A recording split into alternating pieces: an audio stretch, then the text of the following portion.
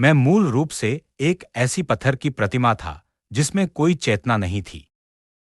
लेकिन स्वयं स्वर्ग का नियम भी मेरा कुछ नहीं बिगाड़ सकता था, क्योंकि मैं देवी नूवा द्वारा बनाया गया पहला मानव था।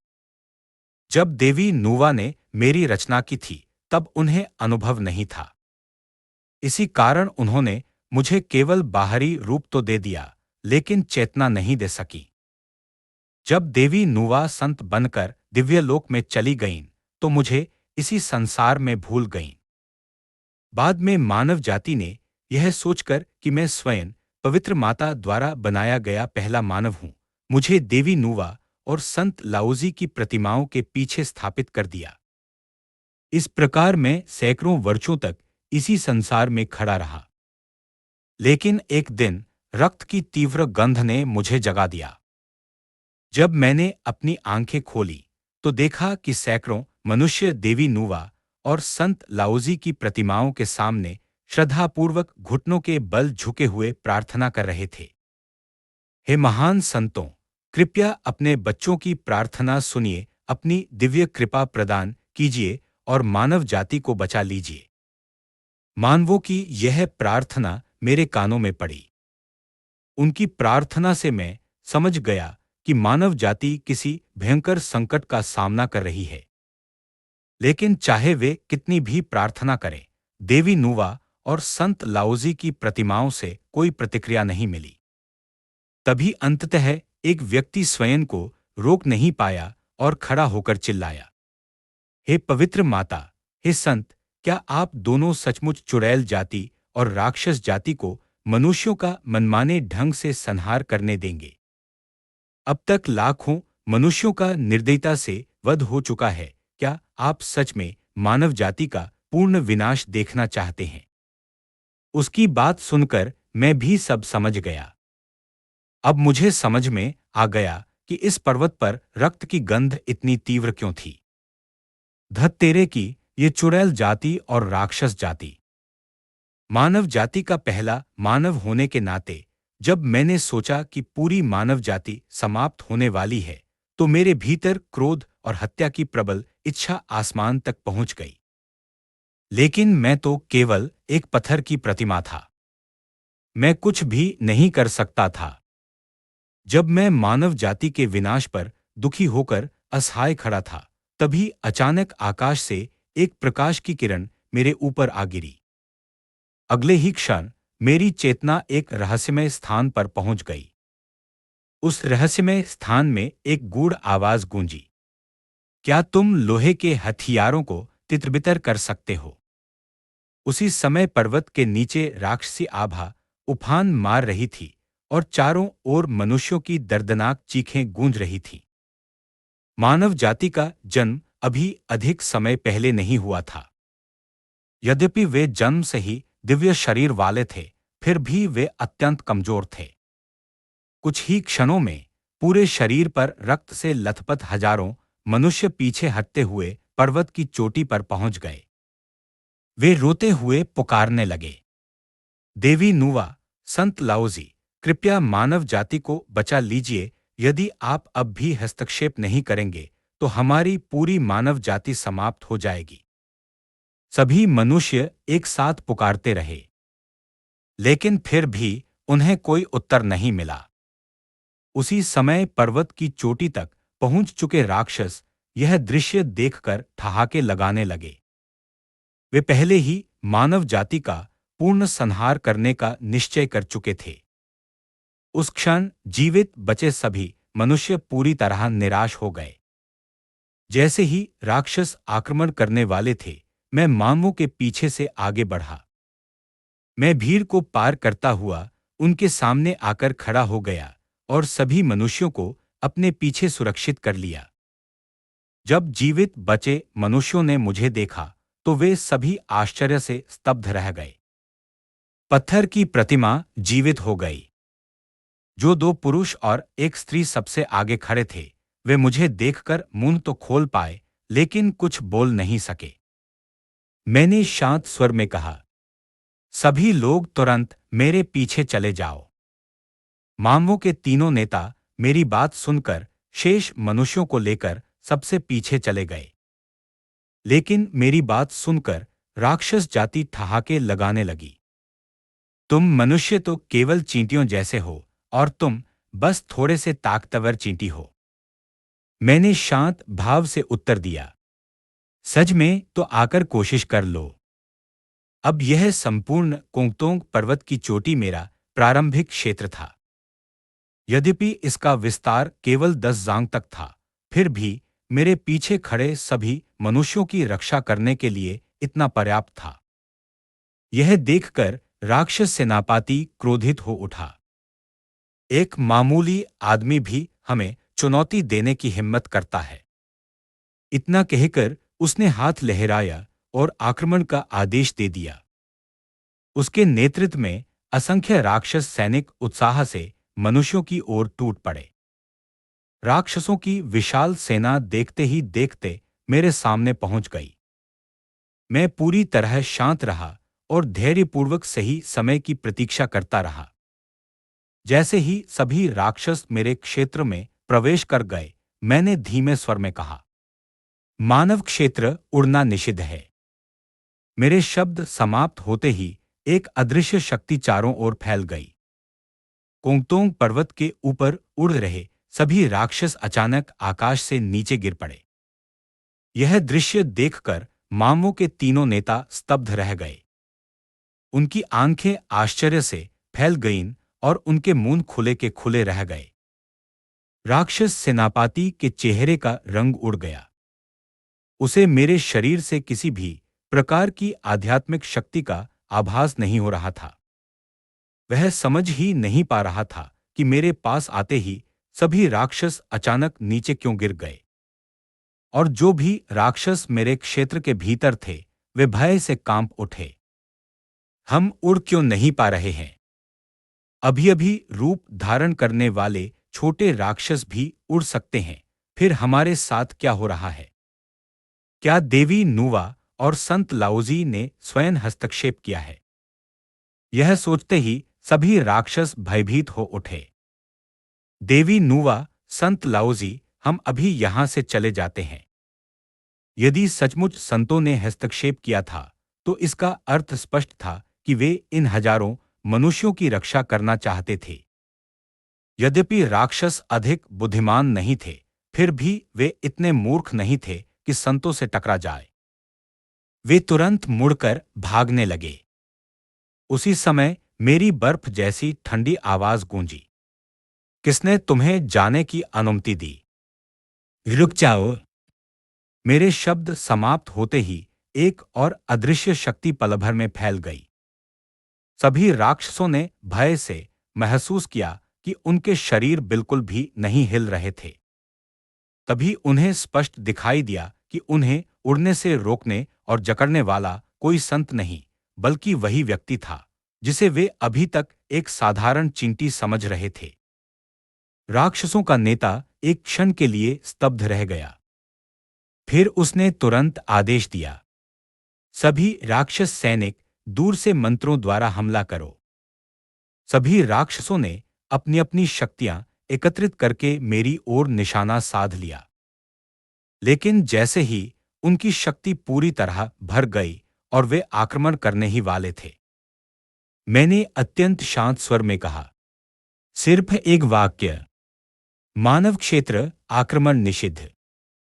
मेरे ये शब्द सुनते ही सभी राक्षस स्तब्ध रह गए। वे अब भी आक्रमण करने की मुद्रा में खड़े थे, लेकिन उनके भीतर एकत्रित समस्त मंत्र शक्ति किसी भी तरह सक्रिय नहीं हो पा रही थी। सभी राक्षसों की आंखें भय से फैल गईं और वे आतंकित होकर मेरी ओर देखने लगे। अब उनकी हालत ऐसी थी कि उड़ना तो दूर, वे एक कदम भी नहीं हिला सकते थे। वे लकड़ी की मूर्ति की तरह वहीं जड़ होकर खड़े रह गए। तभी एक राक्षस कांपती हुई आवाज में बोला, मनुष्य हमें छोड़ दो, हम अभी यहां से चले जाते हैं। स्पष्ट था कि वे अब सचमुच डर चुके थे, लेकिन अब बहुत देर हो चुकी थी। चाहे वे कुछ भी कहते, उसका कोई अर्थ नहीं था। जैसे ही मेरे मन में एक विचार आया, 100 से अधिक राक्षस एक साथ विस्फोट होकर आकाश और धरती के बीच धूल बनकर बिखर गए। यह भयावह दृश्य देखकर बाकी सभी राक्षसों के चेहरों का रंग उड़ गया। पीछे खड़े मानव भी आश्चर्य से मुंह खोले रह गए। उन्होंने कभी कल्पना भी नहीं की थी कि इतने शक्तिशाली राक्षस इस प्रकार पल भर में समाप्त हो सकते हैं। अचानक मेरे मन में फिर से उस रहस्यमयी प्रणाली की आवाज गूंजी। तुमने पर्याप्त ऊर्जा प्राप्त कर ली है। तुम्हारा अजेय क्षेत्र अब दूसरे स्तर पर पहुंच गया है। तुम्हारे क्षेत्र की सीमा बढ़कर 100 जांग हो गई है। प्रणाली की सूचना सुनकर मेरे होठों पर हल्की मुस्कान आ गई।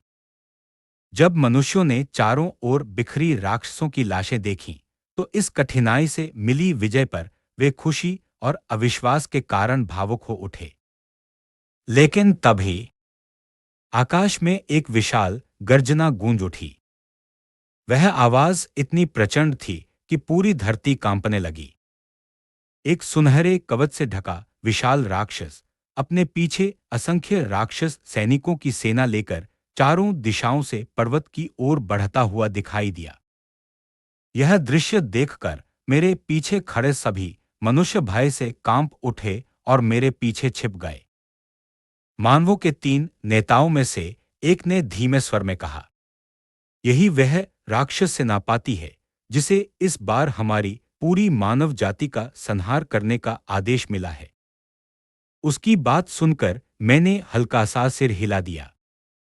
उधर दूर खड़ा राक्षस सेनापति युद्धभूमि पर पहुंचकर चारों ओर देखने लगा, लेकिन उसे किसी भी शक्तिशाली व्यक्ति की आभा महसूस नहीं हुई। फिर उसने कांपते हुए मनुष्यों की ओर देखकर दहाड़ लगाई, इनमें से किसी को भी जीवित मत छोड़ना। यह कहते हुए उसने एक कदम आगे बढ़ाया और सीधे मेरे अजेय क्षेत्र में प्रवेश कर गया। अब मैंने भी अपनी शक्ति छिपाना बंद कर दिया। राक्षस सेनापति अभी यह सोच ही रहा था कि आखिर हुआ क्या है, कि तभी मेरी दिव्य विशाल आकृति की शक्ति ने उसे वहीं चूर-चूर कर दिया। क्षण भर में उसका शरीर मिट्टी की तरह बिखर गया। फिर मैंने शेष राक्षसों की ओर देखा। उस समय सभी राक्षस वहीं जमे खड़े थे। उनकी आंखों की पुतलियां सिकुड़ चुकी थीं। वे अविश्वास से मुझे घूर रहे थे। एक-एक ही प्रहार में सेनापति मारा गया। एक राक्षस ने कांपती हुई आवाज में कहा, मैं आकाश में हाथ पीछे बांधे खड़ा था और नीचे मौजूद राक्षसों को देखते हुए ठंडे स्वर में बोला, जब तक मैं इस स्थान की रक्षा कर रहा हूं, जो भी मानव जाति पर आक्रमण करेगा, उसे बिना किसी दया के मृत्यु मिलेगी। तभी मेरे पीछे छिपे मनुष्यों ने पहली बार साहस करके बाहर झांका। लेकिन उसी समय दूर आकाश से सैकड़ों आकृतियां अत्यंत तेज गति से उड़ती हुई दिखाई दी। यह दृश्य देखकर सभी मनुष्य घबरा उठे। पूर्वज जल्दी भागिए, चुड़ैल जाति की सेना आ रही है। लेकिन मैंने केवल एक नजर उनकी ओर डाली और शांत भाव से हाथ उठाकर सबको शांत रहने का संकेत दिया। कुछ ही क्षणों में चुड़ैल जाति की सेनापति सैकड़ों योद्धाओं के साथ वहां उतर गई। डर से कांप रहे राक्षसों को देखकर वह उपहास करते हुए बोली, मैं सोच रही थी यहां कौन है, निकले तो पश्चिमी राक्षस पर्वत के ये छोटे छोटे राक्षस। तुम्हारा सेनापति कहाँ है? उसे बाहर आने को कहो, उससे कह देना कि आज से इस क्षेत्र पर चुड़ैल जाति का अधिकार होगा। लेकिन कोई भी राक्षस उत्तर देने की हिम्मत नहीं कर पाया। इससे चुड़ैल सेनापति और अधिक क्रोधित हो गई। उसने दूर से ही हाथ बढ़ाकर एक छोटे राक्षस को पकड़ लिया। फिर ठंडे स्वर में बोली, मैं पूछ रही हूं तुम्हारा सेनापति कहाँ है? जल्दी बताओ। छोटा राक्षस भय से कांपने लगा। उसके होंठ थरथरा रहे थे। उसने कांपते हुए मेरी ओर उंगली उठाई और बोला, सब सब उसी ने किया है। उसकी बात सुनते ही चुड़ैल सेनापति के चेहरे पर क्रूर मुस्कान आ गई। बिना एक क्षण गंवाए उसने उसी छोटे राक्षस का सिर अपनी मुट्ठी में कुचल दिया। यह देखकर बाकी राक्षसों का दबा हुआ क्रोध फिर से उभर आया। सैकड़ों चुड़ैल योद्धाओं ने बिना आदेश की प्रतीक्षा किए अपने अपने हथियार निकाल लिए और युद्ध की मुद्रा में खड़े हो गए। चुड़ैल सेनापति ने दूर से मुझे देखा। जब उसे पता चला कि मैं केवल एक मनुष्य हूं, तो वह व्यंग्य से हंस पड़ी। राक्षस जाति सचमुच निकम्मी है। एक साधारण मनुष्य से भी नहीं निपट सकी। और मुझे यह विश्वास दिलाना चाहती है कि मनुष्य इतने शक्तिशाली हो गए हैं। उसके व्यंग्य का उत्तर देने की किसी राक्षस में हिम्मत नहीं हुई। वे चुपचाप पीछे हट गए। चुड़ैल सेनापति ने फिर मेरी ओर देखकर हाथ लहराया और ठंडी हंसी के साथ बोली, अच्छा हुआ, इन सभी मनुष्यों को पकड़कर वापस ले चलेंगे। इनकी आत्माएं निकालकर इन्हीं निकम्मे राक्षसों से लड़वाएंगे। चुड़ैलों की तीखी और भयावह हंसी पूरे आकाश में गूंज उठी। सभी मनुष्यों के शरीर में सिहरन दौड़ गई। चुड़ैल सेनापति ने जोर से आदेश दिया, आक्रमण करो। उसने आकाश में हाथ घुमाया। क्षणभर में उसके हाथ में एक विशाल हरे रंग का युद्ध हथौड़ा प्रकट हो गया। उसके पूरे शरीर से भयानक और प्रचंड शक्ति उमड़ने लगी। घनी काली ऊर्जा आगे की ओर लहराने लगी। आदेश मिलते ही सैकड़ों चुड़ैल योद्धा बिजली की गति से मेरी ओर टूट पड़े। कुछ ही क्षणों में वे सैकड़ों मीटर की दूरी पार कर चुके थे। मैंने धीरे से अपनी कलाई घुमाई और शांत स्वर में कहा, चुड़ैल जाति समाप्त हो जाओ। अगले ही क्षण आकाश में एक भीषण तूफान उठ खड़ा हुआ। पल भर में सैकड़ों चुड़ैल योद्धा पूरी तरह मिट गए। उनका अस्तित्व तक शेष नहीं बचा। दूर खड़े वे राक्षस जो अभी तक वहां से भागे नहीं थे, यह दृश्य देखकर भय से कांप उठे। वे अविश्वास से सोचने लगे, मानव जाति में ऐसा भयानक अस्तित्व आखिर कब प्रकट हो गया? इतना इतना शक्तिशाली पूर्वज। मैंने अपनी तीखी दृष्टि बहुत दूर तक दौड़ाई। जहां जहां मेरी नजर पहुंची, वहां मौजूद सभी राक्षसों के शरीर में सिहरन दौड़ गई। अगले ही क्षण वे घबराकर जान बचाने के लिए भाग खड़े हुए। तभी मेरे मन में फिर से प्रणाली की आवाज गूंजी, बधाई हो, आपने पर्याप्त ऊर्जा प्राप्त कर ली है। आपका अजेय क्षेत्र अब तीसरे स्तर पर पहुंच गया है। क्षेत्र की सीमा बढ़कर 1000 जांग के दायरे तक पहुंच गई है। मैंने दोनों हाथ पीठ के पीछे बांध लिए और अपने सामने फैलते हुए विशाल अजेय क्षेत्र को देखा। मेरे होठों पर हल्की मुस्कान आ गई। अब मैं और भी अधिक मनुष्यों की रक्षा कर सकूंगा। राक्षस और चुड़ैल सेनापतियों के मारे जाने का समाचार बहुत जल्दी पूरे आदिकालीन संसार में फैल गया। कोंगतोंग पर्वत देखते ही देखते सभी जातियों के ध्यान का केंद्र बन गया। मेरे अर्थात मानव जाति के प्रथम पुरुष के अचानक उदय ने पूरी मानव जाति को फिर से आशा दे दी। कोंगतोंग पर्वत की चोटी पर मानव जाति के तीनों नेताओं ने शेष बचे 3000 मनुष्यों के साथ मिलकर मुझे मानव जाति का सर्वोच्च अधिपति घोषित किया। उन्होंने मुझसे प्रार्थना की कि मैं मानव जाति का नेतृत्व करूं और चुड़ैल तथा राक्षस, इन दोनों जातियों का सामना करते हुए मानवों को जीवित रहने का मार्ग दिखाऊं।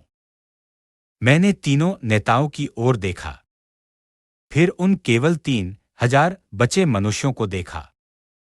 मेरे भीतर अचानक एक गहरा उत्तरदायित्व जाग उठा। अपने पिछले जीवन में मैंने आदिकालीन संसार पर आधारित अनगिनत कथाएं पढ़ी थीं। उनमें अनेक बार चुड़ैल और राक्षस जातियों द्वारा मानवों का संहार दिखाया गया था। लेकिन तब मुझे कभी विशेष अनुभूति नहीं हुई थी।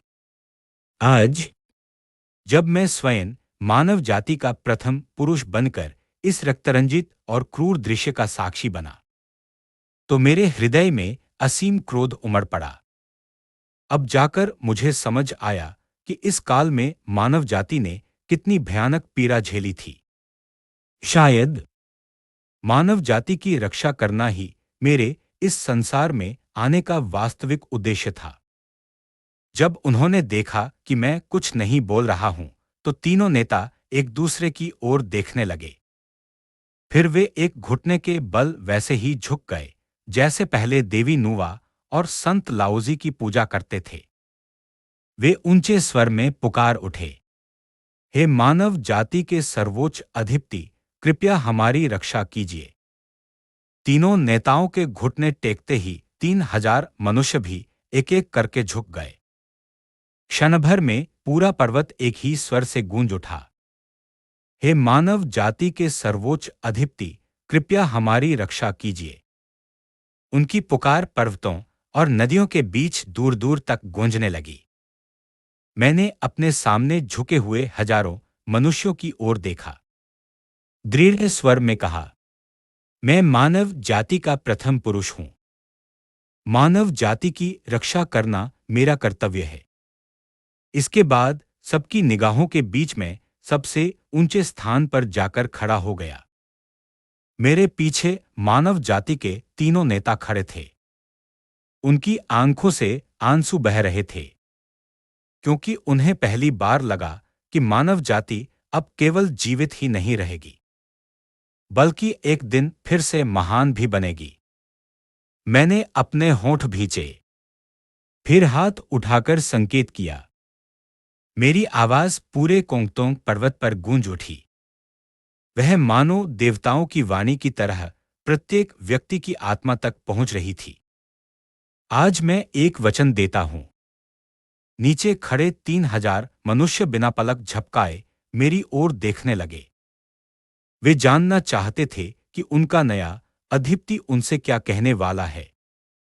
मैंने सबकी ओर देखा, फिर धीरे धीरे लेकिन अत्यंत दृढ़ स्वर में कहा, जो भी मानव जाति का शत्रु बनेगा, उससे हमारा संघर्ष मृत्यु तक चलेगा।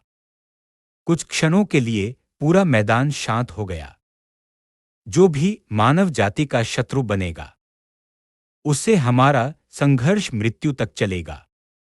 अब तक वे केवल जीवित रहने के बारे में सोचते थे, लेकिन उनके सर्वोच्च अधिपति ने तो प्रतिशोध की बात कही थी। हाँ, मानव जाति लगभग समाप्त कर दी गई थी। क्या उन्हें प्रतिशोध नहीं लेना चाहिए? सबसे पहले मानव जाति के तीनों नेता पूरे बल से गरजे, जो भी मानव जाति का शत्रु बनेगा, उससे हमारा संघर्ष मृत्यु तक चलेगा। उनकी आवाज के साथ 3000 मनुष्य भी एक स्वर में गरज उठे, जो भी मानव जाति का शत्रु बनेगा, उससे हमारा संघर्ष मृत्यु तक चलेगा। मैंने संतोष से सिर हिलाया, फिर आकाश की ओर देखकर ऊंचे स्वर में घोषणा की, मैं मानव जाति का सर्वोच्च अधिपति आज समस्त आदिकालीन संसार को यह घोषणा करता हूं। आज से मानव जाति और चुड़ैल तथा राक्षस इन दोनों जातियों के बीच संघर्ष तब तक चलेगा जब तक एक पक्ष पूर्णतः समाप्त नहीं हो जाता। गहरा रहे। मेरे शब्द समाप्त होते ही आकाश में भीषण गर्जना हुई। बिजलियां चमकने लगीं। धरती और आकाश कांप उठे।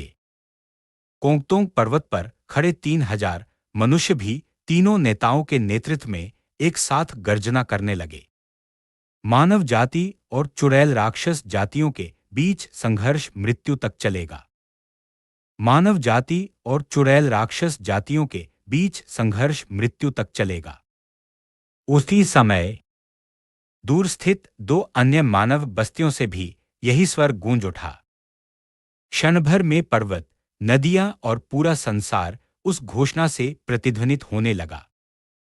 आकाश में रहस्यमयी स्वर्णिम अक्षर प्रकट हुए। वे तारों की तरह नीले आकाश में चमकने लगे। स्वर्णिम तरंगे पूरे आदिकालीन संसार में फैल गईं। उनके साथ स्वर्गीय नियमों का अदृश्य दबाव भी पूरी सृष्टि पर छा गया। असंख्य महान शक्तियों ने यह दृश्य देखकर आश्चर्य से कहा, मानव जाति की स्वर्गीय प्रतिज्ञा। इसने वास्तव में स्वर्गीय नियमों को भी आंदोलित कर दिया। मैंने भी दूर स्थित उन दो मानव बस्तियों की दिशा में देखा। मेरे चेहरे पर मुस्कान आ गई। तो अभी भी कुछ मनुष्य जीवित हैं। यह वास्तव में अत्यंत शुभ समाचार है। असंख्य जातियां आपस में चर्चा करने लगी। मानव जाति ने चुड़ैल और राक्षस दोनों जातियों के विरुद्ध युद्ध की घोषणा कर दी। अद्भुत! इतनी छोटी सी मानव जाति की प्रतिज्ञा स्वर्गीय नियमों को भी आंदोलित कर सकती है, यह अविश्वसनीय है। अब देखना होगा कि चुड़ैल और राक्षस जातियां इसका क्या उत्तर देती हैं। पूरा आदिकालीन संसार स्तब्ध था। सभी की निगाहें अब चुड़ैल और राक्षस जातियों पर टिक गईं, क्योंकि उस समय यही दोनों जातियां संसार की सर्वोच्च शासक थीं। एक आकाश पर शासन करती थी और दूसरी धरती पर। मानव जाति द्वारा इस प्रकार खुली चुनौती दिए जाने के बाद वे कैसे मौन रह सकती थीं। उधर चुड़ैलों के महल में 12 महान पूर्वज एकत्र हुए। सामान्य दिनों में वे अपने अपने क्षेत्रों में रहते थे। केवल किसी अत्यंत महत्वपूर्ण घटना पर ही सभी एक साथ सभा में उपस्थित होते थे। और आज मानव जाति ने स्वर्ग को साक्षी मानकर चुड़ैल जाति से मृत्यु तक युद्ध करने की शपथ ली थी। यह बात पूरे चुड़ैल समुदाय के लिए खुला अपमान थी। 12 महान पूर्वजों में केवल होतु को छोड़कर बाकी सभी क्रोध से भर उठे। सबसे उग्र स्वभाव वाले झूरों और गोंगोंग तो तुरंत विशाल सेना लेकर मानव जाति का संपूर्ण विनाश करने की बात करने लगे। लेकिन होतु ने पूरी शक्ति से उन्हें रोक दिया। वह गंभीर स्वर में बोली, मैं पहले भी मानव जाति के संहार के पक्ष में नहीं थी। अब जबकि मानव जाति में एक सर्वोच्च अधिपति प्रकट हुआ है और उसकी प्रतिज्ञा स्वर्गीय नियमों को भी आंदोलित कर सकती है, तो इसका अर्थ है कि वह और पूरी मानव जाति साधारण नहीं है। मेरे विचार से हमें उनसे शत्रुता बढ़ाने के बजाय संबंध सुधारने का उपाय खोजना चाहिए। होतु ने यही प्रस्ताव रखा। जब पहले चुड़ैल जाति मानवों का संहार कर रही थी, तब भी उसने भरसक विरोध किया था। लेकिन किसी ने उसकी बात नहीं मानी। वह केवल इतना ही कर सकी थी कि अपने अधीन रहने वाली चुड़ैल जाति को मानवों की हत्या करने से रोक दे। मरते हुए चींटियों के उस झुंड की केवल तुम्हें ही चिंता है। इतने तुच्छ मनुष्य हमारी चुड़ैल जाति की प्रतिष्ठा को चुनौती देने की हिम्मत करते हैं। यदि उन्हें नष्ट नहीं किया गया तो समस्त जातियां हमारा उपहास करेंगी। तो फिर देर किस बात की, उन्हें तुरंत मिटा देते हैं। बाकी सभी महान पूर्वजों ने भी एक स्वर में उसका समर्थन किया। तभी 12 महान पूर्वजों के सबसे बड़े स्थान के महान पूर्वज दीजियांग कुछ देर विचार में डूब गए। फिर गंभीर स्वर में बोले, मानव जाति के सर्वोच्च अधिपति की प्रतिज्ञा स्वर्गीय नियमों को आंदोलित कर सकती है, इसे हल्के में नहीं लिया जा सकता। लेकिन ठीक इसी कारण उसे जीवित नहीं छोड़ा जा सकता। हमने चुड़ैलवध तलवार बनाने के लिए असंख्य मनुष्यों का संहार किया है, अब उनके साथ समझौते की कोई संभावना नहीं बची। ऐसी स्थिति में मानव जाति का पूर्ण विनाश ही एकमात्र उपाय है।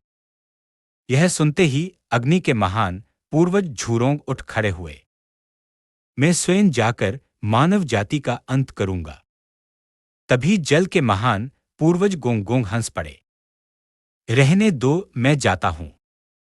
मुझे तुम पर बिल्कुल भरोसा नहीं है। झूरोंग का चेहरा तुरंत क्रोध से लाल हो गया। क्या तुम मुझे कमजोर समझते हो?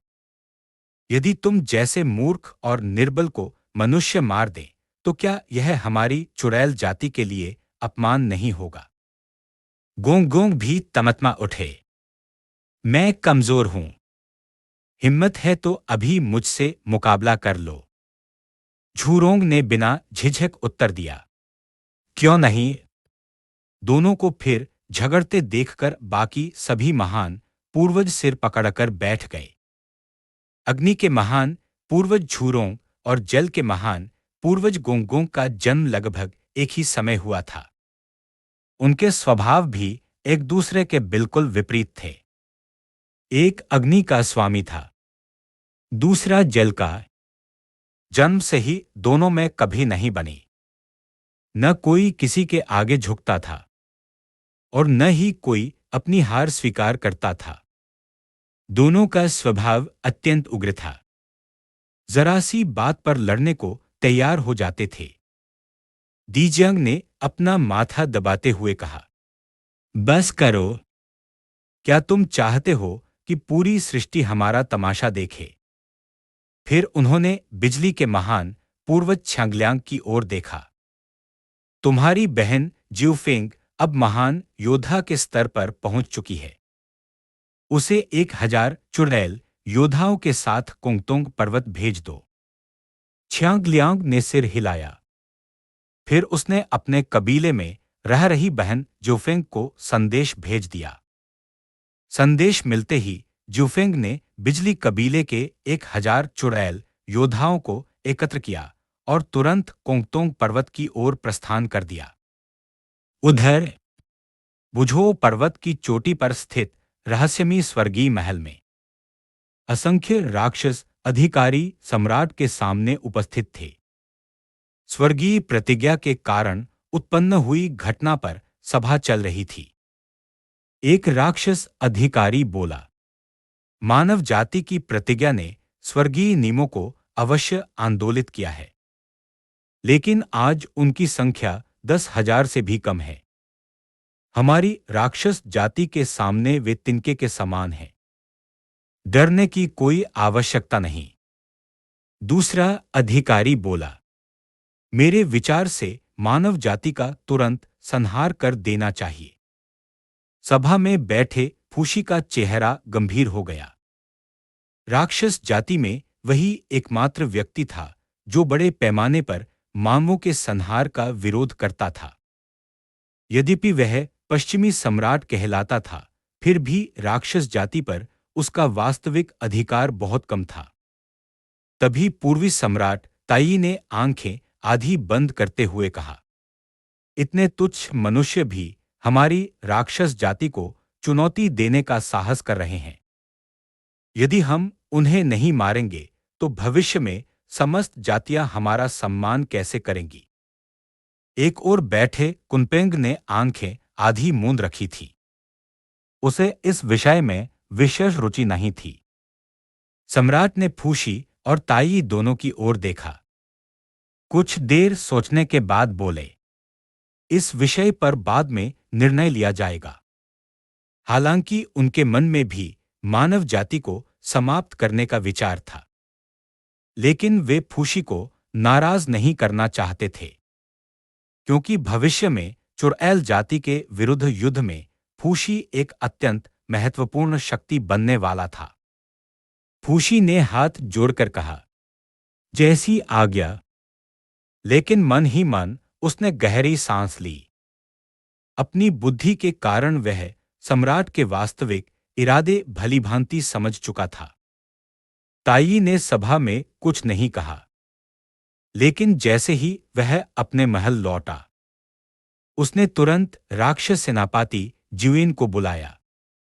1000 श्रेष्ठ राक्षस योद्धाओं को लेकर तुरंत कुंगतोंग पर्वत जाओ। मैं भी देखना चाहता हूं कि आखिर वह कौन सा तथाकथित सर्वोच्च अधिपति है जिसने स्वर्गीय महल के विरुद्ध युद्ध की घोषणा करने का साहस किया। पूर्वी सम्राट ताई दोनों हाथ पीठ के पीछे बांधे खड़े थे। उनके चेहरे पर क्रोध नहीं था, लेकिन उनका दिव्य दबाव इतना भयंकर था कि वहां उपस्थित सभी राक्षस भय से कांप उठे। कुछ ही समय बाद चुड़ैल और राक्षस दोनों जातियों की श्रेष्ठ सेनाएं आकाश को चीरती हुई कोंगतोंग पर्वत की ओर बढ़ चली। उनकी गति से उठे प्रचंड तूफानों ने नदियों में बाढ़ ला दी। धरती फटने लगी, पहाड़ कांप उठे, जंगलों में छिपी हुई अन्य सभी जातियां भय से सिहर उठीं। वे समझ गईं कि चुड़ैल और राक्षस दोनों जातियां अब मानवों पर अपना भयानक क्रोध उतारने वाली हैं। उधर मैं अब भी कोंगतोंग पर्वत की चोटी पर खड़ा था। अचानक मुझे दो अत्यंत विशाल दबाव तेजी से अपनी ओर आते हुए महसूस हुए। मैंने ऊपर देखा। आकाश अंधेरा पड़ चुका था। अनगिनत राक्षस पंख फैलाए उड़ते चले आ रहे थे। उनकी उंगलियों से बर्फ जैसी ठंडी हत्या की आभा निकल रही थी। उसी समय राक्षस सेनापति ज्युइन ने सामने खड़ी चुड़ैल सेना को देखकर भौहें सिकोड़ ली। वह गर्ज कर बोला, तुम चुड़ैल लोग भी यहां कैसे आ गए? ज्यूफेंग ने ठंडे स्वर में उत्तर दिया, इससे तुम्हें क्या लेना देना? उसकी आंखों में अग्नि जैसी प्रचंड हत्या की इच्छा चमक रही थी। चुड़ैल और राक्षस जातियां वर्षों से एक दूसरे की शत्रु थीं। दोनों एक दूसरे को कभी सहन नहीं कर सकती थी। यदि आज वे युद्ध नहीं कर रही थीं, तो केवल इसलिए कि उनका लक्ष्य पहले मानव जाति थी। मैंने धीरे से अपनी कलाई घुमाई। प्रचंड हवा मेरे वस्त्रों को फड़फड़ा रही थी। मेरे पीछे खड़े 3000 मनुष्य, हजारों चुड़ैल और राक्षस सैनिकों को देखकर भय से कांप रहे थे। लेकिन उनकी निगाहें फिर भी दृढ़तापूर्वक मुझ पर टिकी हुई थीं। मैंने ऊपर झगड़ रही दोनों सेनाओं की ओर देखा। फिर एक कदम आगे बढ़कर शांत स्वर में कहा, दोनों, क्या तुम यहां अतिथि बनकर आए हो? मेरी आवाज सीधे उनके कानों में गूंज उठी। ज्युइन ने ज्यूफेंग से बहस बंद की और मेरी ओर देखकर गर्जा, मैं स्वर्गीय सम्राट के आदेश से आया हूं। अभी घुटनों के बल झुको, क्षमा मांगो और अपनी स्वर्गीय प्रतिज्ञा वापस लो, अन्यथा तुम्हारी पूरी मानव जाति का संहार कर दिया जाएगा। बगल में खड़ी ज्यूफेंग ने भी ठंडे स्वर में कहा, मैं महान पूर्वज दीजियांग के आदेश से आई हूं। घुटनों के बल झुको और क्षमा मांगो। मैं हंस पड़ा, लेकिन वह हंसी क्रोध से भरी हुई थी। मैंने आंखें संकरी कर ली। मेरे भीतर की प्रचंड हत्या की इच्छा तूफान की तरह चारों ओर फैलने लगी।